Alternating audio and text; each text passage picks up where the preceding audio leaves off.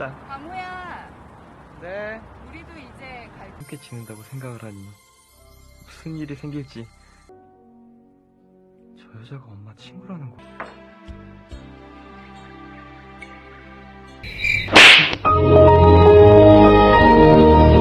Scene dimulai menampilkan seorang pemuda bernama Kang Uya yang diketahui si Uya ini mempunyai keahlian dalam hal melukis. Dia sedang melukis pacarnya yang ada di depannya. Namun lukisan tersebut lebih mengarah kepada keindahan fisik pacarnya tersebut. Melihat gelagat Uya yang meliriknya, pacarnya pun mengajaknya untuk bermain. Tapi sayangnya Uya tidak kuat untuk bermain lama. Dan pacarnya itu pun kecewa kepadanya. 용기도 없는 놈이. 이번엔 진짜거든? 너 말이 좀 심하다. Uya pun pulang dengan muka cemberut dan bedmut tatkala ditanya oleh emaknya. Keesokan harinya Uya berkunjung ke sebuah tempat di mana dia melihat seorang tante-tante seumuran emaknya sedang memperhatikan fisiknya. Uya pun mengintipnya dan otomatis dia pun ngiler dibuatnya. 걸리고 있는 가느다란 손가락까지.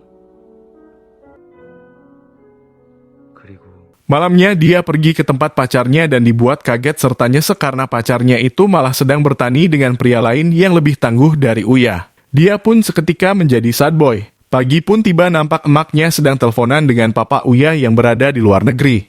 Dia bilang bahwa papanya menyuruh emak untuk mengunjunginya dulu. Tak lama setelah itu datanglah wanita yang kemarin Uya intip. Rupanya tante itu adalah teman dekat emaknya dan rencananya Uya akan dititipkan dulu di rumahnya. Seketika Uya pun sangat bergembira. 함께 지낸다고 생각을 하니 무슨 일이 생길지. Siang itu setelah emaknya berangkat, Uya langsung diajak pergi ke rumah si tante. Rumahnya cukup megah dan membuat Uya kagum. Rupanya si tante itu adalah seorang janda dan suaminya telah meninggal. Koper Uya pun dibawakan olehnya ke kamar di sebelah atas. Dia pun agak sedikit melirik ke bagian bawah. Keesokan harinya nampak si tante sedang masak dan Uya pun dari belakang memperhatikannya sambil sedikit berhayal.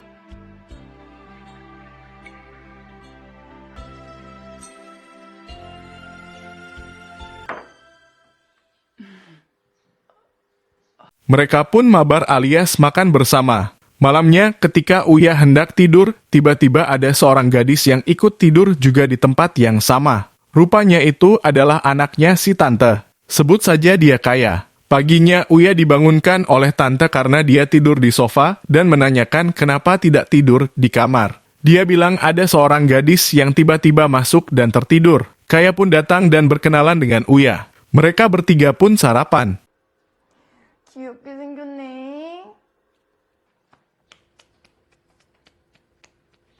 Kaya pun agak kesal ke emaknya karena tidak bilang-bilang bahwa akan ada seseorang yang numpang sejenak di rumah mereka. Namun pada akhirnya mereka pun sangat mudah akrab dan tak sungkan walaupun Kaya melakukan peregangan di dekat Uya yang sedang menulis sebuah novel.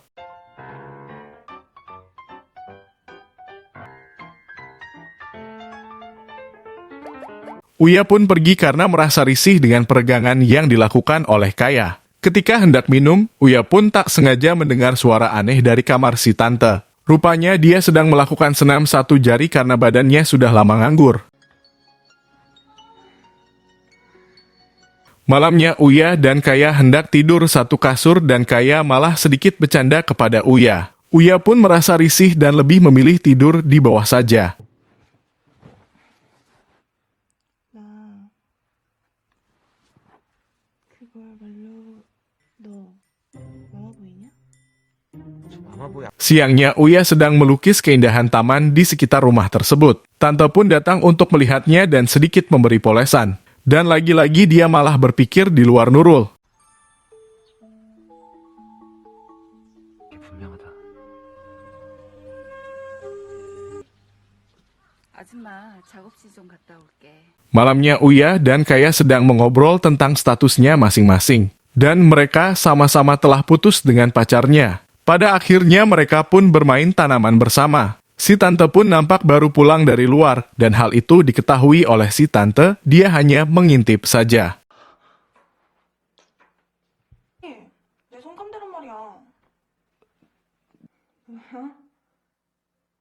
벌써 끝난 거야? Ketika makan malam, si Kaya ditelepon oleh temannya yang mengajaknya untuk bermain keluar rumah. Tinggallah Uya dan si tante. Tidak tahu mengapa Uya tiba-tiba marah-marah gak jelas. Dia merasa selama ini tidak dihargai oleh si tante dan berniat untuk pergi dari sana dan memberitahukan kepada emaknya bahwa si tante tidak memperlakukannya dengan baik. Si tante pun membujuk Uya agar jangan pergi dari rumah itu karena nanti akan berpengaruh buruk terhadap persahabatan antara tante dan emaknya. Dia akan melakukan apa saja asal Uya jangan pergi. Otomatis hal itu sangat dimanfaatkan oleh Uya. Dia bilang bahwa selama ini Uya kurang perkasa dan sangat terganggu dengan fisik si tante dan ingin sekali untuk bercocok tanam bersama. Dan Uya tahu bahwa tante sudah lama merasa kesepian dan butuh kehangatan, serta sekalian saja hal itu untuk melatih Uya dalam ketahanan dalam cocok tanam. Si tante pun lantas kaget dibuatnya dan mau tidak mau mesti main cocok tanam juga sambil melatih Uya. 우리 그냥 오른쪽 넘어갈 수 없겠니? 제발 강우야. 없던 일로 넘어가자. 어? Seterusnya Uya menang banyak karena dia sudah tidak sungkan lagi untuk main cocok tanam dengan si tante. Mau siang ataupun malam, gas terus siram semak belukar. Suatu pagi, Kaya pun pulang kembali dan mereka berpura-pura masak bersama. 제가 생각한다니까요. 아니야. 너도 그렇지만.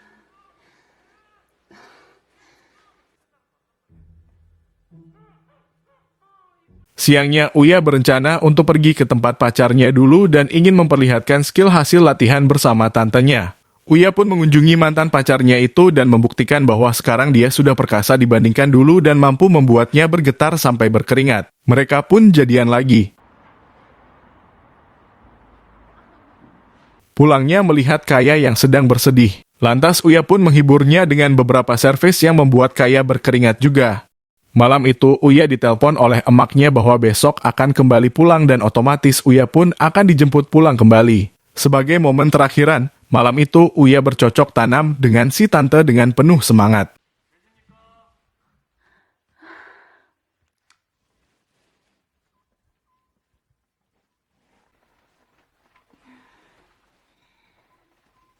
Keesokan harinya, Uya dijemput dan berpamitan kepada si tante. Dia pun pulang sebagai pria yang perkasa karena dilatih oleh yang berpengalaman. Uya tidak akan pernah melupakan jasa tantenya itu. Dan cerita pun berakhir.